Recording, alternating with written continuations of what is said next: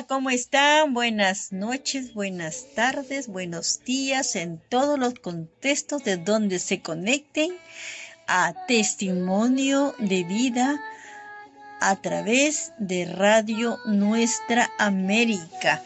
La que le habla es su conductora favorita, Marisol Paredes Apolitano, desde la ciudad de Chiclayo, región Lambayeque, Perú.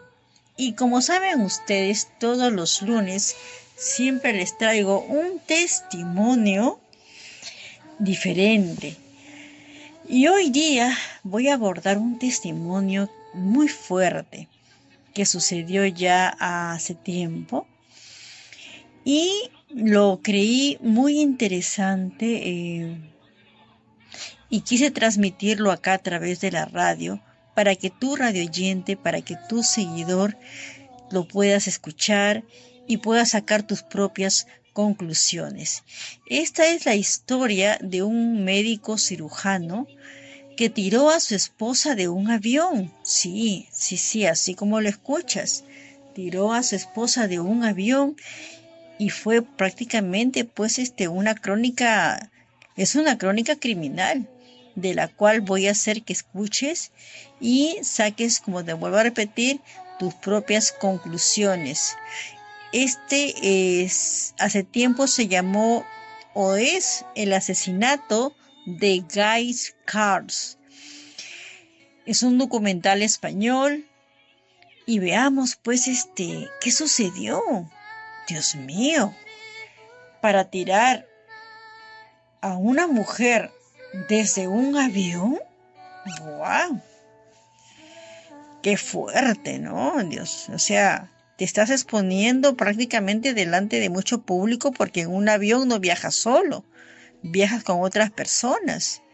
Y este hombre que se atrevió a tirar a su esposa del avión, pues yo no sé en qué estaba pensando, o no estaba con sus 5 sentidos puestos. Me llamó bastante la atención esta crónica criminal y las voy a compartir con ustedes, mis queridos radioyentes y seguidores. Así que, sin más preámbulo, voy a hacer que ustedes escuchen qué sucedió con la esposa de este cirujano. Vamos a poner bastante atención en este relato. El 8 de marzo de 1956 nació en Nueva York, Estados Unidos, una niña que al crecer se hizo conocida como Gail Beth Cass Beerenbaum.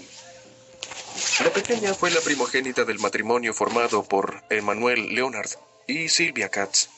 Su padre se desempeñaba como ejecutivo dentro del mundo de la publicidad, mientras que su madre, además de ocuparse de las labores del hogar, trabajaba en el departamento de emergencias de un hospital.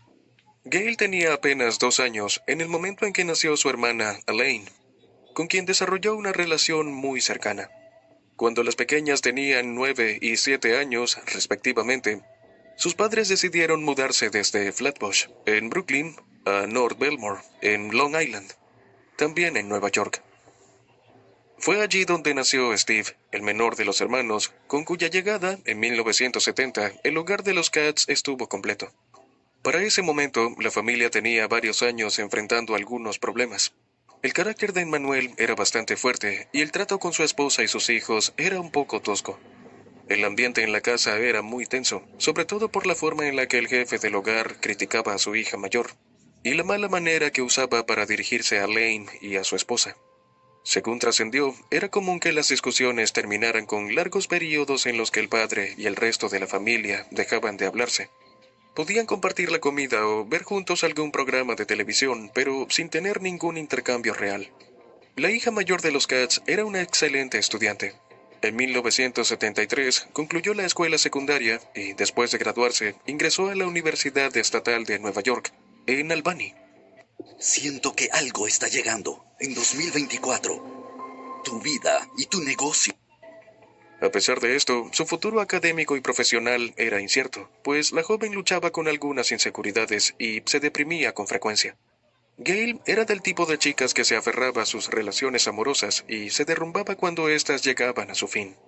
Después de cursar casi 5 años en la universidad, terminó perdiendo el interés por sus estudios. Entonces comenzó a consumir drogas y en una oportunidad incluso atentó contra su vida. Se cortó las muñecas y terminó hospitalizada con un cuadro de salud muy delicado. Los padres de la chica estaban muy preocupados, pues sentían que el futuro de su hija estaba en riesgo.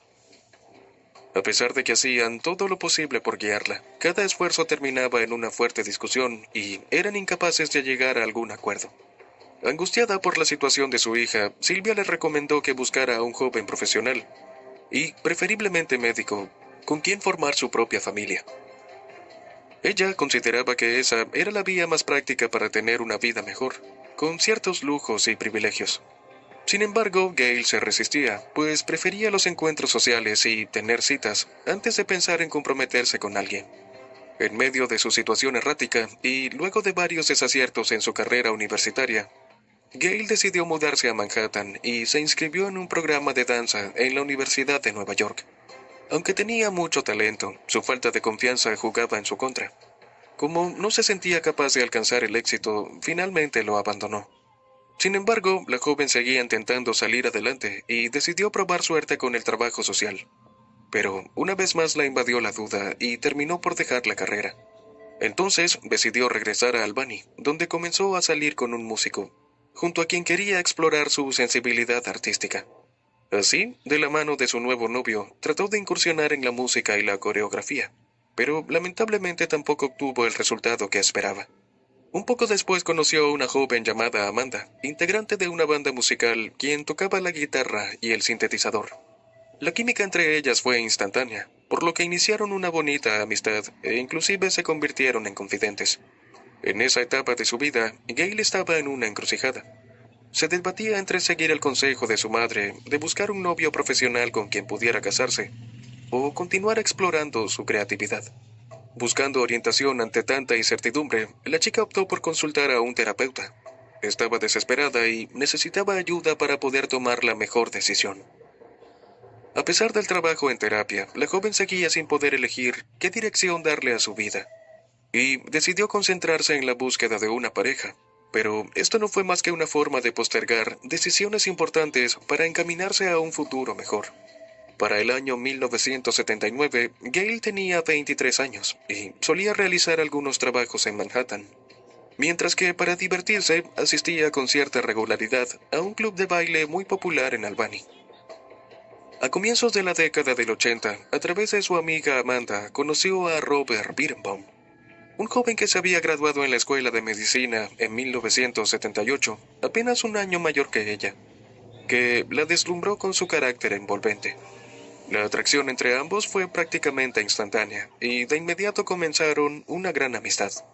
Robert nació en Newark, Nueva Jersey, el 22 de julio de 1955, en el seno de una familia judía.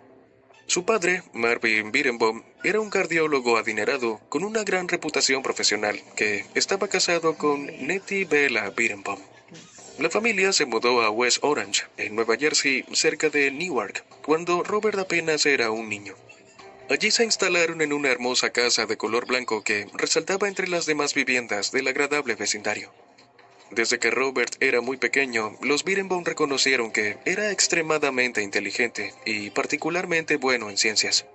Cuando tenía apenas 7 años, tomó un curso de astronomía en el planetario Hayden de Manhattan, siendo el único niño entre un grupo de adultos.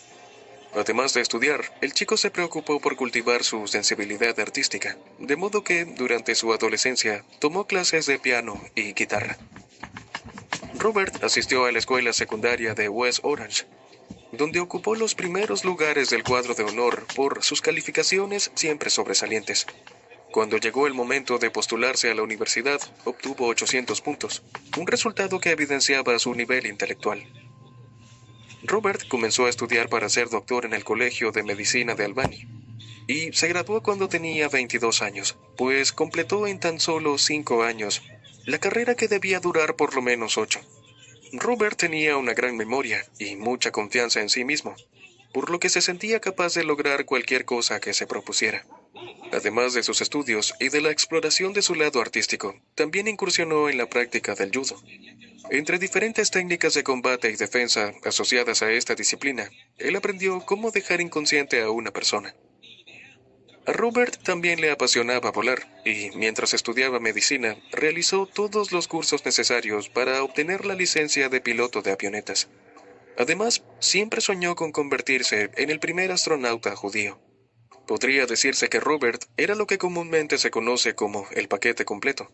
Era apuesto, simpático, preparado, educado y sensible.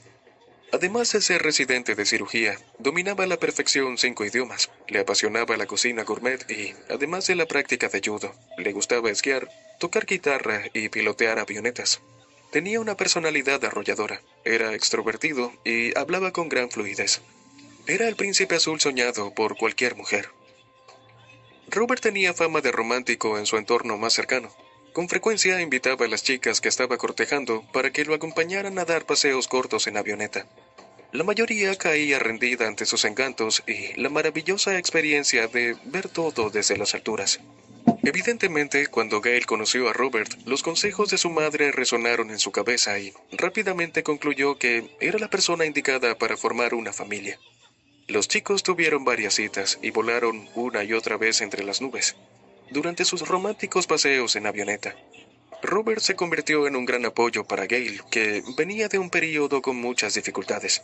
De hecho, su relación con el joven y encantador doctor mejoró su autoestima y la hizo sentir más segura de sí misma. Conforme pasaba el tiempo, la relación se afianzaba y se volvía cada vez más íntima. Finalmente, el amor que los unía los llevó a formalizar su noviazgo. Su vínculo era muy sólido, y el círculo más cercano de la pareja lo describía como algo mágico. Los padres de Gail estaban encantados con Robert. Les parecía el esposo ideal para su hija, en principio por todos los atributos del joven, pero además por su formación en el campo de la medicina. Para ellos era indudable que les esperaba un gran futuro. Pero como reza el dicho, las apariencias engañan, y detrás de esa fachada tan mágica como atractiva, Robert escondía un lado siniestro.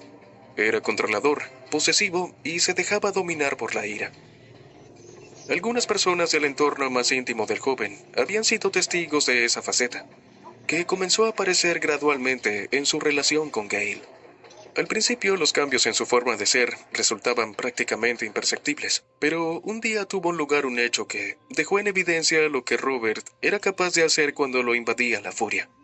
En esa oportunidad, en un ataque de celos, el joven intentó ahogar al gato de Gail en el sanitario de su apartamento. Afortunadamente, ella llegó a tiempo y logró salvar al felino, que al día siguiente todavía maullaba asustado. Invadida por la angustia, la chica llamó a Elaine, su hermana, y le contó lo que Robert había hecho. Juntas salieron con el gato con la intención de llevarlo a un refugio, pues Gail pensaba que lo mejor era darlo en adopción. Elaine aprovechó la ocasión para recomendarle que terminara con la relación y se quedara con su mascota. Pero la joven amaba a Robert y estaba segura de que con su amor podría hacerlo cambiar y que podían ser una pareja feliz.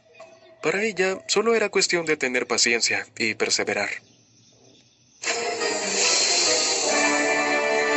You're a wizard, Harry. El 29 de agosto de 1982, tras un breve noviazgo y apenas un mes después del incidente del gato, Gail aceptó a Robert como su esposo y adoptó el apellido Birenbaum. La joven pareja se prometió amor eterno en una hermosa ceremonia, en una sinagoga.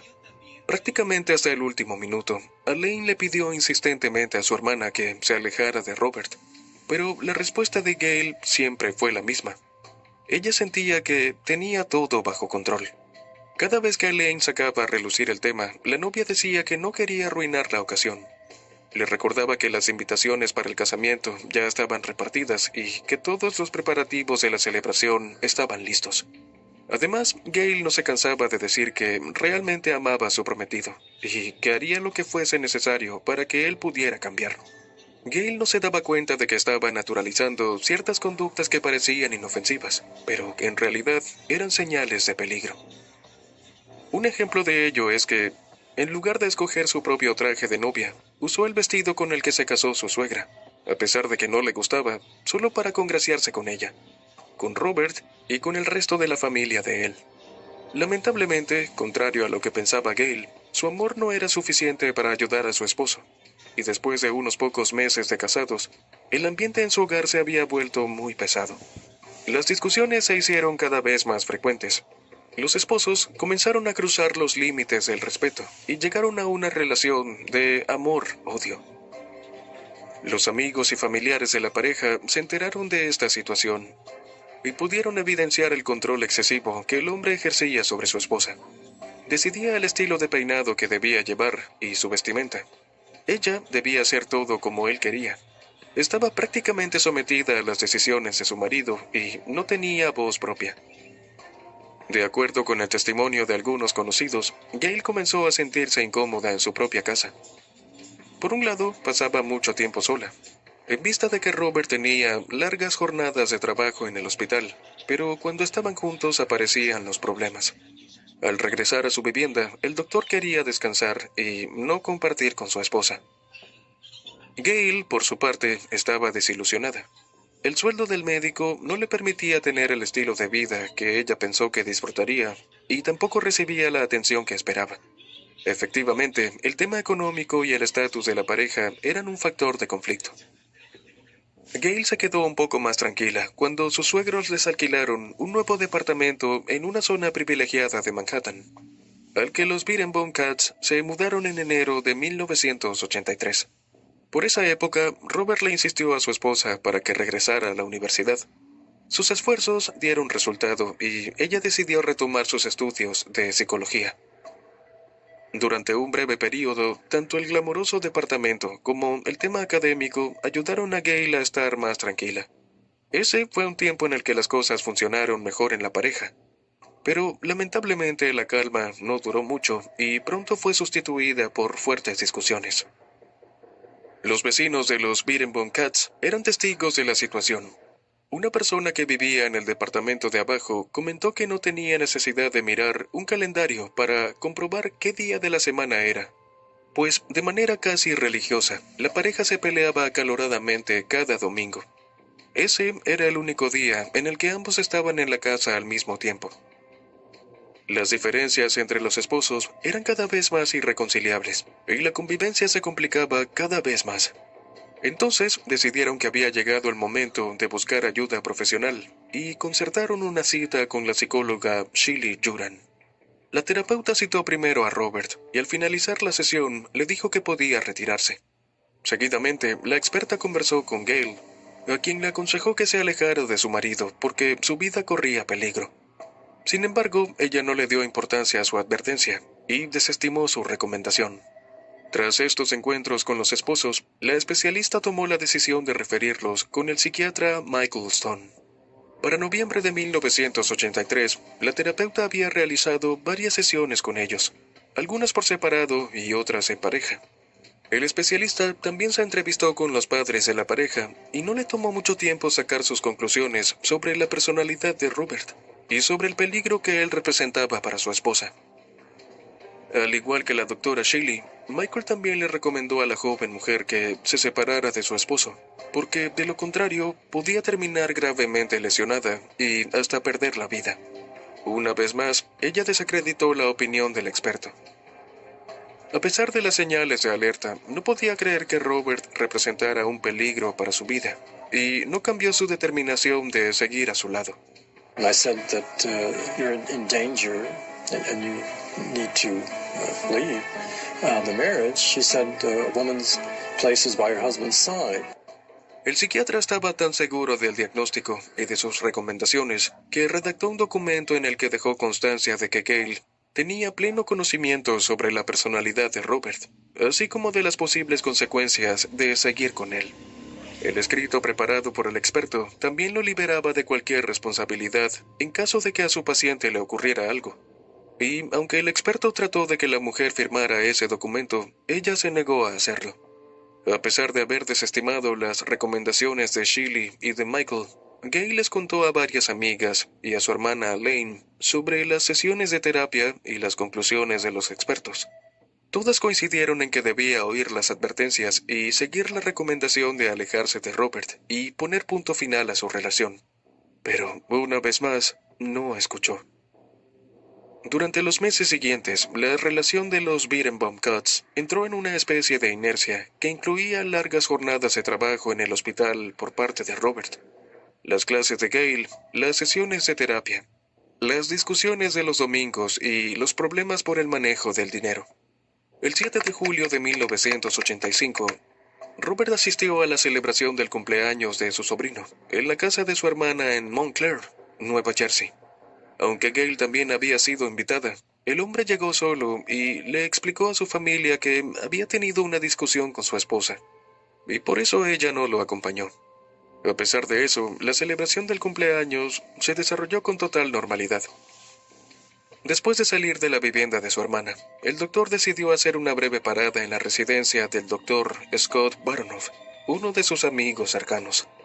Robert le explicó a Scott que estaba angustiado, porque trató de comunicarse con su esposa en varias ocasiones a través de la línea del apartamento, pero no respondió las llamadas. Además, le contó sobre la acalorada discusión que tuvo esa mañana con Gail, luego de la cual ella salió y no la volvió a ver. Al irse de la casa de Scott, Robert regresó a su apartamento. Una vez allí hizo varias llamadas buscando información sobre Gail, pues, según dijo, encontró el lugar completamente a oscuras y vacío.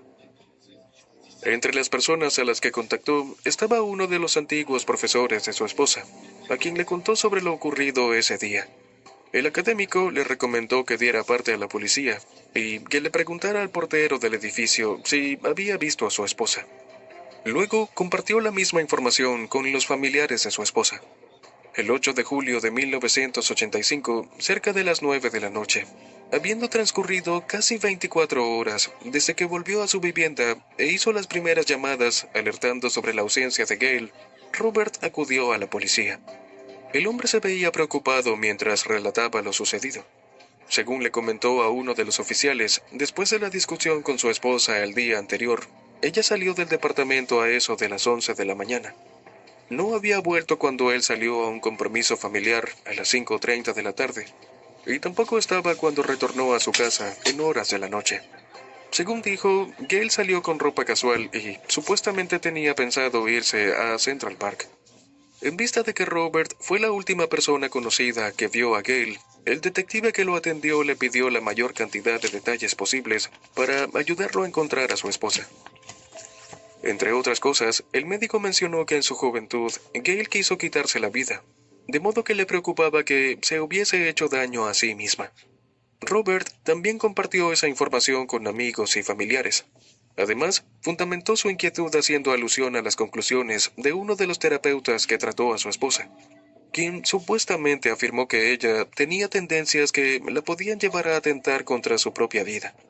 Durante 2 días, la policía buscó intensamente a Gail, pues esos momentos iniciales eran muy importantes para dar con su paradero. Sin embargo, el hombre no fue particularmente colaborador con las autoridades. Los oficiales le dejaron varios mensajes desde el mismo 8 de julio. Pero fue recién el día 10 que Robert volvió a hablar con los funcionarios que asumieron el caso. Durante esa conversación, Robert le consultó al oficial sobre el progreso de las averiguaciones. También acordó volver a reunirse con él 3 días después para revisar todos los detalles del último día que vio a su esposa. Para ese momento, las autoridades pensaban que algo no encajaba y ya habían comenzado a sospechar que el doctor ocultaba algo. Entre otras cosas, los funcionarios no lograron encontrar a nadie que hubiera visto a Gail salir del edificio el día que se perdió su rastro. A la par de la investigación policial, personas allegadas a Gail hacían sus propios esfuerzos por hallarla. La buscaban activamente y distribuían carteles con su descripción. Todos se preguntaban dónde estaba y qué pudo haberle pasado. Cuando Gail desapareció, su hermana Elaine tenía 27 años y se estaba preparando para su examen final de la carrera de leyes. Inicialmente, ella trató de tomar todo con calma, pero luego comenzó a angustiarse. Le resultaba muy extraño que su hermana no regresara a su casa y que no se contactara con ella o alguien más de la familia. También encontraba alarmante el hecho de que no acudiera a las citas con sus pacientes, que eran imprescindibles para obtener su título de psicóloga, y que faltara a sus propias sesiones de terapia. Cada día que pasaba, aumentaba su sensación de que Robert había acabado con la vida de Gail. Su presentimiento no solo se basaba en el proceder de su cuñado luego de que se perdiera el rastro de su hermana, sino en las confidencias que ella le había hecho sobre su matrimonio y sobre su pareja. Los padres ignoraban lo que ocurría en la vida de casada de su hija, pero en vista de lo sucedido, Alain comenzó a revelar los oscuros secretos que se escondían debajo de la encantadora fachada de Robert. Emmanuel y Sylvia, los padres de Gail, se reunieron con sus hijos y con el detective Thomas O'Malley. En ese encuentro, Alain dejó al descubierto varios episodios que su hermana había vivido con Robert. Contó que, en una ocasión, él sorprendió a Gail fumando en el balcón y, además de reclamarle, la tomó con violencia por el cuello y apretó tan fuerte que ella perdió el conocimiento. Después de 4 días, Gail denunció lo ocurrido, pero finalmente no siguió adelante con el proceso y la policía tampoco le dio importancia. Alain también rememoró una ocasión en la que estaban comiendo sushi en un restaurante y Robert le dio un bocado a su esposa y luego intentó hacer lo mismo con su cuñada, un gesto que consideró inapropiado y fuera de lugar. A medida que Alain iba contando situaciones de violencia y excesivo control, Emmanuel y Sylvia se iban convenciendo de que su yerno le había quitado la vida a su hija. Por otra parte, durante una visita al departamento de Manhattan, los familiares de Gail constataron que sus pertenencias estaban en la vivienda. No había manera de que ella hubiera salido por sus propios medios, dejando la cartera con sus documentos, distintos medios de pago, sus cigarrillos y sus llaves. Para los Katz, era obvio que a Robert no se le ocurrió, o tal vez se le olvidó desaparecer el bolso con las cosas de su esposa. En ese momento no lo sabían, pero la búsqueda de la verdad detrás de la desaparición de Gail sería una carrera de obstáculos interminable, llena de intrigas, falsedades y verdades a medias. Durante un encuentro organizado para buscar a Gail, realizado el 14 de julio, Robert le dijo a Marianne Dessart, una de las amigas de su esposa, que quizás su pareja había estado de compras en Bloomingdale's. El desafortunado comentario hizo que aumentaran las sospechas de los investigadores sobre la responsabilidad de Robert en la desaparición de Gail, pero no había nada realmente sólido para acusarlo formalmente. Tanto familiares como amigos cercanos de Gail se acercaron en más de una ocasión al departamento de la pareja y se organizaban para que alguien distrajera a Robert mientras los demás recorrían los distintos espacios buscando alguna pista. Cualquier cosa fuera del lugar que los ayudara a resolver el misterio. Incluso llegaron a revisar los contenedores de basura del conjunto residencial, tratando de hallar algo que los guiara hasta Gail o que incriminara al doctor. Steve, el hermano menor de Gail y Alain, quien en ese momento tenía 15 años, también participó junto a sus familiares en las recorridas por el inmueble. Mientras sus padres conversaban con Robert, él aprovechaba para revisar la habitación, el baño, la bañera, pensando que podía encontrar alguna huella, algún rastro, cualquier cosa que sirviera como pista o como prueba. Sin embargo, nunca logró nada. Pensando que podían tener información relevante para el caso, Alain tomó la iniciativa de contactar a 2 hombres que estuvieron relacionados sentimentalmente con su hermana. Con uno de ellos mantuvo un romance en un período en el que estuvo separada de Robert durante unos 6 meses. Primero se reunió con Ken Feiner, quien era psicólogo, y le dijo que hacía días que no sabía nada de ella. El hombre comentó que Gail estaba pensando seriamente dejar a Robert y casarse con él, por lo que si ella hubiera decidido irse con alguien, sería con él. Después, Alain llamó a Anthony Segalas, un banquero que había sido amante de su hermana antes de iniciar su relación con Ken. El hombre tampoco sabía nada sobre el paradero de Gail. De hecho, hacía mucho tiempo que no tenía noticias suyas. Para los seres queridos de Gail, era inevitable pensar lo peor y, aunque muy en el fondo tenían la esperanza de encontrarla con vida, cada día que pasaba, ésta se hacía más débil. Lo que no decaía era su empeño de llegar a la verdad. La apuesta era dar con algún testigo, que hubiera visto o tuviera alguna información. Por otra parte, estaban convencidos de que, manteniéndose cerca de Robert, existía la posibilidad de que al hombre se le escapara alguna información, o de que cometiera algún error que les permitiera llegar a la verdad. Sabiendo las sospechas que recaían sobre él, Robert no tardó en contratar los servicios de un abogado de nombre Scott Greenfield. Paralelamente, la tensión entre los Katz y los Birenbaum fue en aumento y prácticamente dejaron de comunicarse. Los familiares de Gail estaban molestos con los padres de Robert, porque le comentaron a la policía que seguramente Gail se había fugado con alguien, o que tal vez había atentado contra su vida. Por su parte, los Birenbaum se mostraban ofendidos porque sabían que los Katz responsabilizaban a Robert por la desaparición de Gail. En definitiva, se constituyeron dos bandos con diferencias irreconciliables. El primer grupo estaba integrado por Robert, sus padres, un investigador privado y su abogado. El segundo estaba conformado por los familiares de Gail y el detective Thomas O'Malley, de la policía de Nueva York. Varios meses después de la desaparición, sin avance en las averiguaciones, la oficina del fiscal del distrito de Manhattan se hizo cargo del caso y se lo asignó al investigador jefe Andy Rosenweig. Este detective hizo un movimiento en el que nadie había pensado hasta ese momento. Cuando el funcionario conoció la pasión de Robert por volar avionetas, consultó con la empresa donde normalmente alquilaba las aeronaves. Así, descubrió que aquel domingo 7 de julio de 1985, el esposo de Gail salió en una Cessna 172 y que había alterado el registro para hacer ver que había estado a bordo de la aeronave el lunes 8. Según la hipótesis del detective, Robert le quitó la vida a su esposa. Luego subió su cuerpo a la avioneta y se deshizo de él arrojándolo al Océano Atlántico. El hecho de que, durante sus entrevistas con la policía, Robert no hubiera dicho nada sobre ese vuelo, hizo que la conjetura de Andy cobrara más fuerza. No obstante, la oficina del fiscal del distrito informó a la familia Katz que, al no tener el cuerpo de Gail, y ante la falta de pruebas contundentes, no podía presentar cargos en contra de Robert.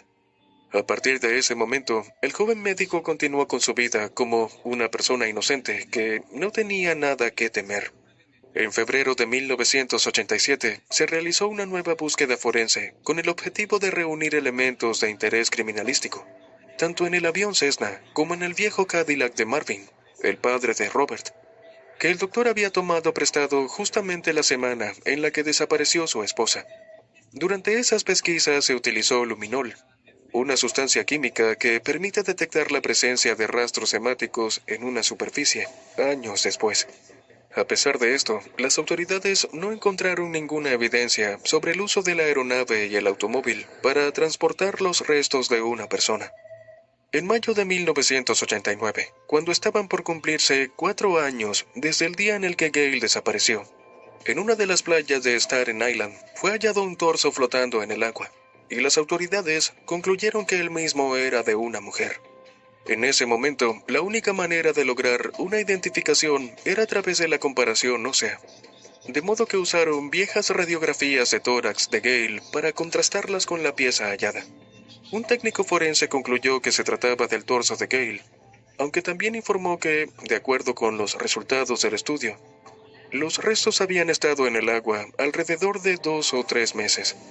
Ante esas conclusiones, los investigadores se preguntaron dónde había estado Gail durante 4 años, pues todo parecía indicar que había estado con vida todo ese tiempo y que su muerte se produjo poco antes del nefasto descubrimiento. Para la familia de la mujer, el hallazgo se transformó en una suerte de cierre. Después de varios años, finalmente pudieron realizar los servicios fúnebres y tenían un lugar al que ir para honrar a su querida Gail. Unos pocos meses después de enterrar a su hija, falleció Sylvia, cuyos restos fueron sepultados juntos a los de Gail. De acuerdo con los miembros de la familia Katz, la tragedia y todas las preguntas que estuvieron sin respuestas por años resultaron devastadoras para la madre. En paralelo, Robert rehizo su vida. Inclusive se supo que prácticamente no había guardado luto. Como si no hubiese ocurrido nada verdaderamente grave, el viudo siguió disfrutando de fiestas, salía con diferentes chicas. Regularmente asistía a los Hamptons, un espacio campestre comúnmente visitado por familias millonarias de Nueva York. Después de algún tiempo, Robert formalizó su relación amorosa con Sandy Schitt, una abogada penalista de Nueva York. Ella lo veía como un hombre muy trabajador, dulce, gentil y devoto.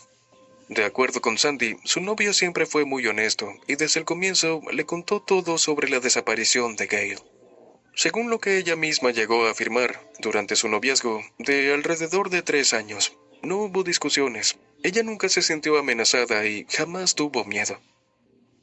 La relación terminó durante los primeros meses de la década del 90, cuando él se mudó a Las Vegas para establecer su propia clínica de cirugía plástica. Para ese momento, habían pasado 5 años desde la desaparición de Gail. Poco tiempo después, el doctor comenzó a salir con una quiropráctica llamada Stephanie Youngblood. Ella se refirió a su primer año de noviazgo como algo verdaderamente maravilloso. Como novios, Robert y Stephanie compartieron muchos viajes, tenían gustos muy similares y llevaban una buena relación. En una oportunidad, realizaron un viaje largo hasta Argentina, donde aprovecharon las nevadas de agosto para esquiar. La pareja alternaba sus compromisos y eventos en el ámbito de la medicina con sus momentos de aventura y diversión. Un poco después, Robert se unió a las filas de Flying Doctors of Mercy, que se traduce como Doctores Voladores de la Misericordia, una organización que transportaba personal de salud dentro y fuera de los Estados Unidos, y de manera especial atendía a niños que necesitaban cuidados médicos en México. A medida que pasaba el tiempo y la relación entre Robert y Stephanie iba avanzando, la mujer comenzó a hacer más preguntas.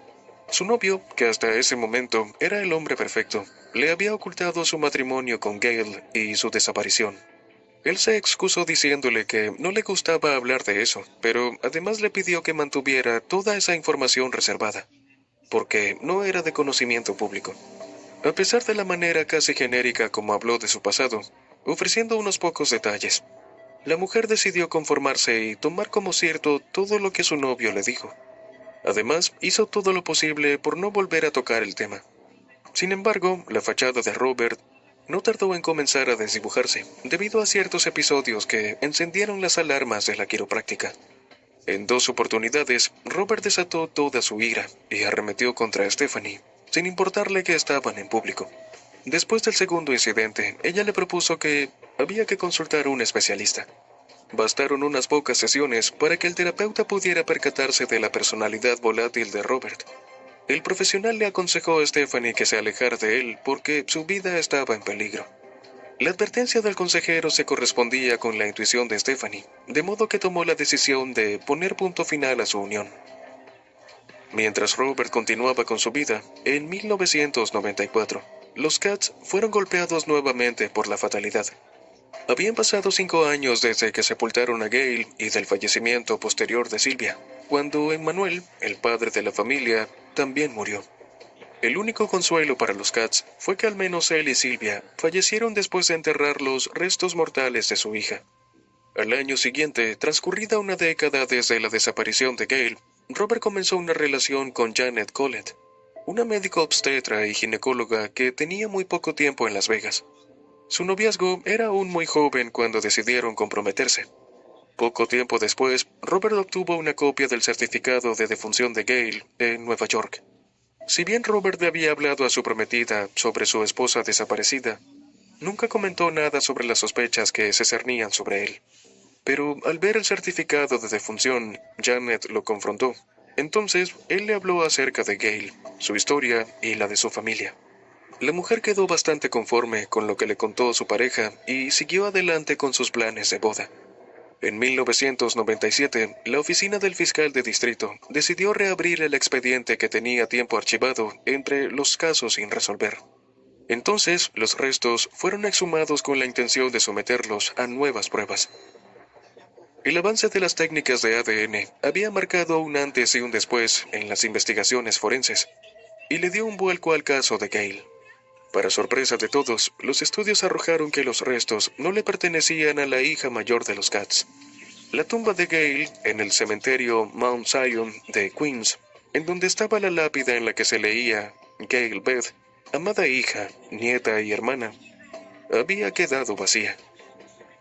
Un año después de ese hallazgo, Robert y Janet se casaron y, poco después del matrimonio, él aceptó un trabajo en Minot, Dakota del Norte.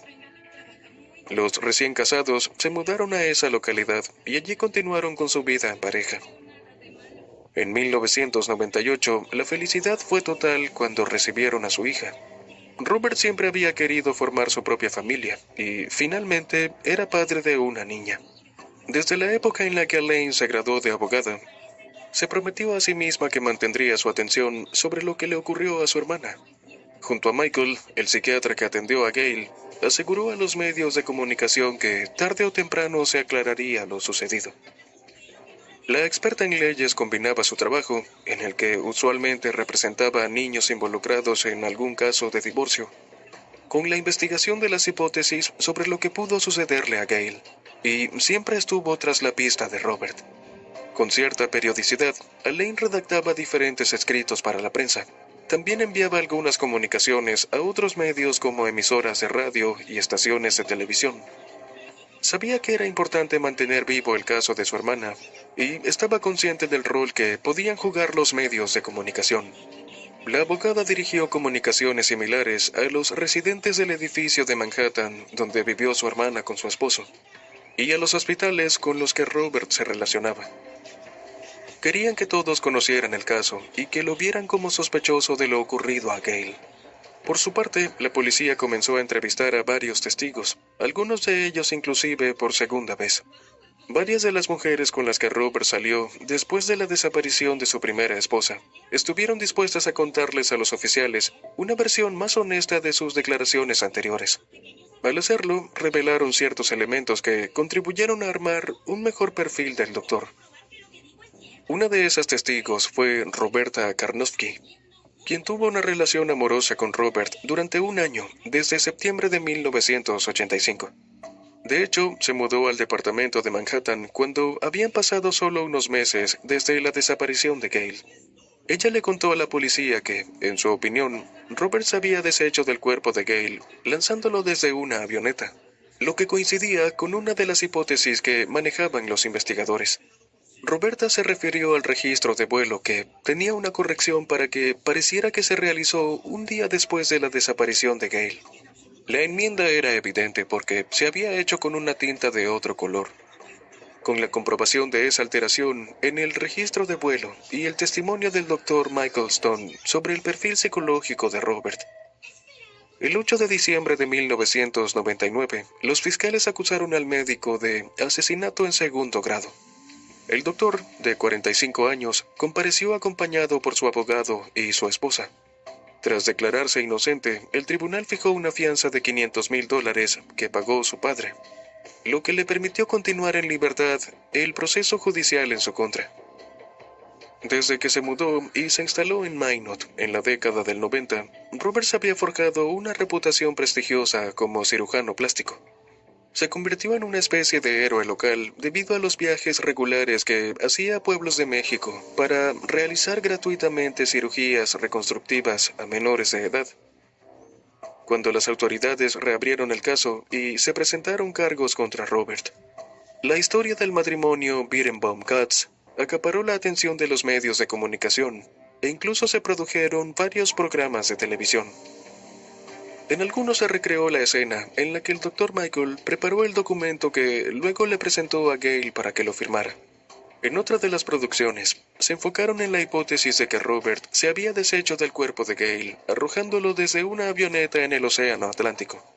Para la recreación, enviaron a un piloto con una bolsa de arena de aproximadamente 54 kilos, a fin de demostrar cómo pudo hacer el médico para desaparecer el cuerpo de su esposa. En ese mismo programa se presentó la filmación que vimos al inicio de este video, en la que Elaine le gritó a Robert en los tribunales, retándolo a decir frente a las cámaras lo inocente que era. Un mes antes del juicio, en una extensa reseña publicada por la revista Vanity Fair, se hizo mención a que, además de sus estudios de psicología en la universidad, Gail dirigía un servicio a tiempo parcial llamado Help. También realizaba compras, cocinaba, hacía recados y paseaba a los perros de mujeres ocupadas del Upper East Side para obtener algunos ingresos extras. Según el citado médico, Francesca McCartney Bill, quien era una de las clientes de Gail, dijo que se trataba de una mujer maravillosa. También comentó que a quienes recurrían a sus servicios Les parecía extraño que la esposa de un médico asumiera todas estas tareas. Francesca relató que aquel 7 de julio de 1985, cerca de las 10:20 de la mañana, ella llamó a Gail para pedirle una ayuda hospitalaria a través de Robert. Aparentemente fue a raíz de esa comunicación que se generó la discusión entre los esposos. Francesca comentó que se sintió mal por eso. También recordó una oportunidad en la que la mujer le pidió para quedarse una temporada con ella y su esposo, pero no lo consideró apropiado. Recordó que le pareció extraño que recurriera a ella a pesar de tener a su familia. Esa misma publicación incluyó declaraciones de Lick McCullough, mentora de Gail en su proyecto de investigación, el cual se enfocó en las técnicas para hacer que la terapia fuese más efectiva. Ella dijo que Gail era una excelente trabajadora, pero que veía con preocupación su relación matrimonial y familiar. En una oportunidad, después de que Gail le contara la situación por la que estaba atravesando, Lake le dio un cheque por $500 para que pudiera mudarse, con la esperanza de que todo se solucionara, pero ese cheque nunca se cobró. A medida que se acercaba la fecha para el inicio del proceso, parecía que la suerte de Robert se estaba agotando. Entre otras cosas, porque el juicio sería presidido por la magistrada Leslie Crocker Snyder, apodada la Princesa de Hierro, quien era muy empática con las causas en donde las víctimas eran mujeres. El abogado de Robert sabía bien a qué se estaba enfrentando y le recomendó a su cliente que contratara a un abogado defensor especialista en derecho penal, que tuviera una mayor experiencia para incorporarlo al equipo. Un mes antes de la fecha pautada para la primera audiencia, la jueza dictaminó que los psiquiatras de Gail, quienes le advirtieron que su vida corría peligro, no podían testificar porque eso iba en contra del privilegio de confidencialidad médico-paciente. El juicio comenzó a principios del mes de octubre del año 2000. Durante los alegatos de apertura, los fiscales plantearon que el matrimonio Berenbaum-Katz terminó con un arrebato de ira que llevó a Robert a quitarle la vida a su esposa y a arrojar sus restos desde una aeronave. El ayudante del fiscal de distrito dejó claro que, si bien no había cadáver, ni rastros de sangre, ni huellas dactilares, sí había un motivo. Entonces, la parte acusadora le dijo al tribunal que, el día que Gail desapareció, tenía pensado decirle a su esposo que iba a dejarlo, lo que, considerando el carácter controlador de Robert, resultaba imperdonable y ofensivo.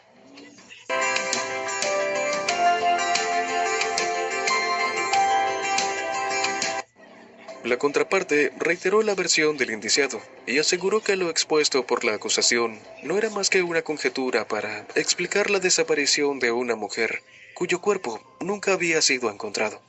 La defensa y los fiscales compartieron sus respectivas explicaciones sobre la conducta del médico, sus omisiones y sus versiones contradictorias durante los años transcurridos entre la desaparición de Gail y el inicio del proceso legal.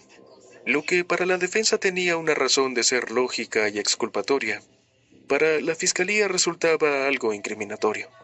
Joel Davis, un testigo presentado por la defensa, aseguró que en 1985 había visto a Gail en compañía de otra mujer, supuestamente haciendo una fila en una tienda que vendía bagels, entre la 1 y las 3 de la tarde de aquel 7 de julio. La descripción ofrecida por Joel coincidía con la vestimenta que Gail llevaba ese día, pero no con sus características físicas. Los fiscales se encargaron de descalificar esta declaración, que era fundamental para la defensa. La dueña de un salón de belleza que solía atender a Gail cada 6 o 7 semanas, y que de hecho fue la misma que le hizo el peinado el día de su boda, declaró que su clienta estaba buscando un apartamento para mudarse sola y que le había comentado que tenía problemas con su marido. Ella le presentó a otra clienta que estaba en el negocio inmobiliario. La peluquera se refirió también a las infidelidades de Gail y comentó que era muy detallista cuando le contaba sus encuentros amorosos. Normalmente no le hablaba de su esposo y cuando lo hizo fue para decirle que tenían problemas. A pesar de todos los esfuerzos del equipo defensor por evitarlo, el jurado escuchó sobre la carta del psiquiatra Michael Stone, que detallaba las acusaciones de abuso, así como las declaraciones de los testigos que revelaron las confidencias de Gail sobre lo violento y controlador que era su esposo. El tribunal también vio el registro de vuelo alterado. La fiscalía se encargó de recalcar las inconsistencias de Robert, quien contó diferentes versiones sobre lo que ocurrió con su esposa a varias personas. A algunas les dijo que Gail padecía una enfermedad mental, a otras que tal vez se había ido a hacer un negocio de drogas que le salió mal, y también decía que se había ido a California y que trabajaba como camarera. Aunque las pruebas en su contra eran circunstanciales, a fines de octubre de 2000, después de 7 horas de deliberaciones, el jurado encontró a Robert culpable de asesinato en segundo grado. A pesar del veredicto, el hombre siguió insistiendo en su inocencia. Un mes más tarde, Robert Birenbaum fue condenado a una pena de entre 20 años y cadena perpetua en prisión, es decir, que no podría aspirar a la libertad condicional antes de cumplir 2 décadas de reclusión en el Centro Correccional Attica de Nueva York. Después de 15 años, la familia Katz finalmente había encontrado algo de consuelo. Aunque el cuerpo de Gail nunca fue hallado y no lograron obtener todas las respuestas que necesitaban, al menos el responsable de su desaparición había sido condenado y estaba tras las rejas. Sin embargo, el caso todavía tendría un nuevo y totalmente inesperado giro. Para sorpresa de todos, tras 20 años de cárcel, Robert confesó el crimen. Transcurría el mes de diciembre de 2020 y habían pasado 35 años desde la desaparición de Gail. Cuando Robert les dijo a los miembros de la junta que evaluaban su petición de libertad condicional, que él acabó con la vida de su esposa y luego voló en su avioneta sobre el Océano Atlántico para deshacerse de sus restos mortales. Ese día reveló todos los detalles de lo sucedido. Dijo que todo comenzó al calor de una discusión que escaló, durante la cual hubo gritos descontrolados. Robert confesó que solo quería que su esposa dejara de gritar y se callara, de modo que la tomó con fuerza por el cuello y presionó hasta que su vida se extinguió. Después hizo todo lo necesario para trasladarse con ella hasta el hangar donde alquiló una avioneta. El piloto explicó que voló un rato sobre el Océano Atlántico hasta que tomó la decisión de abrir la puerta y arrojar el cuerpo al agua. Luego trató de disminuir su responsabilidad. Argumentó que había sido un acto de inmadurez y que no fue capaz de dominar su ira. Daniel Bibb, uno de los fiscales acusadores, no lo podía creer. Aunque a veces pensó que Robert podría llegar a confesar la verdad, realmente sentía que las probabilidades eran remotas. Cuando Robert fue condenado, los hermanos de Gail, Elaine y Steve, obtuvieron una especie de cierre. Pero con la confesión del sentenciado en diciembre de 2020, experimentaron un nuevo sentimiento. La revelación de Robert les confirmó lo que ellos siempre supieron y, a pesar de que nunca recuperarían a su hermana, sintieron que, finalmente, Gail descansaría en paz. Viendo esta tragedia en retrospectiva, es difícil no pensar que el desenlace fatal de Gail pudo haberse evitado. Ella ignoró las advertencias, pensando que el amor sería suficiente para cambiar a su pareja, pero su fe en el amor le costó la vida. En medio de la intriga y las medias verdades, la familia Katz se mantuvo en una carrera de resistencia buscando certezas. La convicción inquebrantable de Elaine, de Steve y de sus padres fue determinante para lograr que el responsable de la muerte de Gail pagara por sus acciones.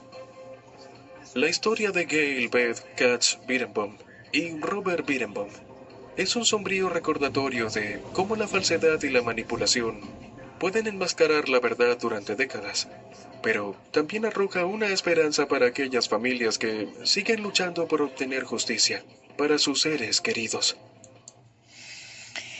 ¡Wow! ¡Qué historia, Dios mío! Y acá vengo a hacerles una remembranza de lo que siempre he dicho. Las alertas que tengamos en una relación tienen que ser tomadas en cuenta. Muchas veces, como el caso de Gay, confían más en el amor, supuestamente entre comillas, que su pareja le tiene, o que ella tiene a la pareja y que con el amor va a cambiarlo.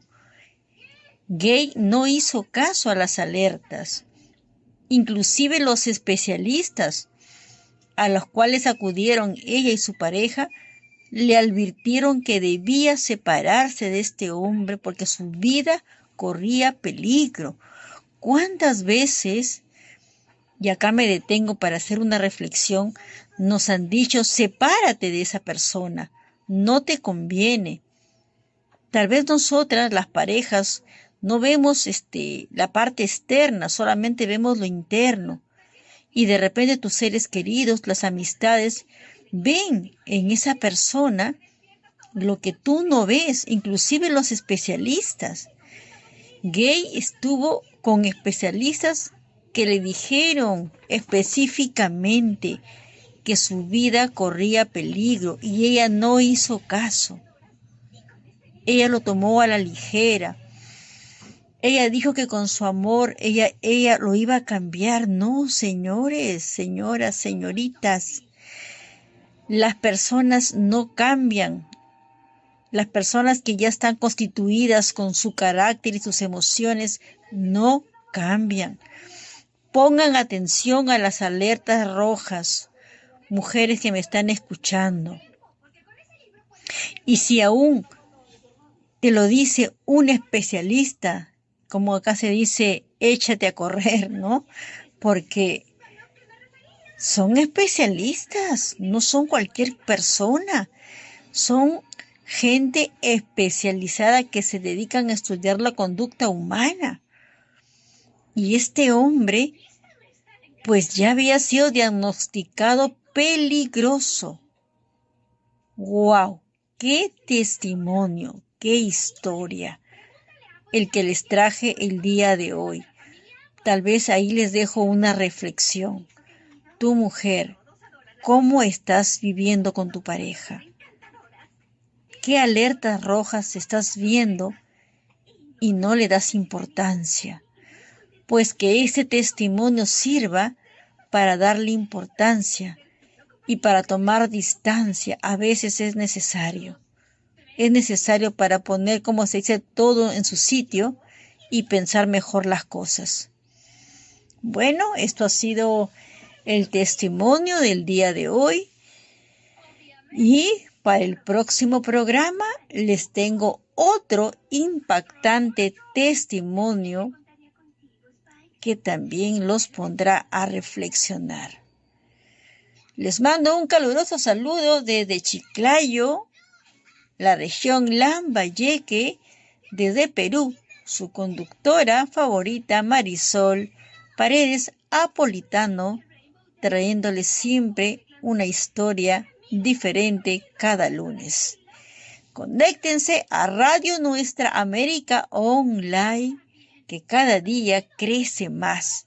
La audiencia se suma más porque los programas emitidos por nuestra radio nos traen siempre, siempre lo mejor de lo mejor. Gracias y cuídense mucho.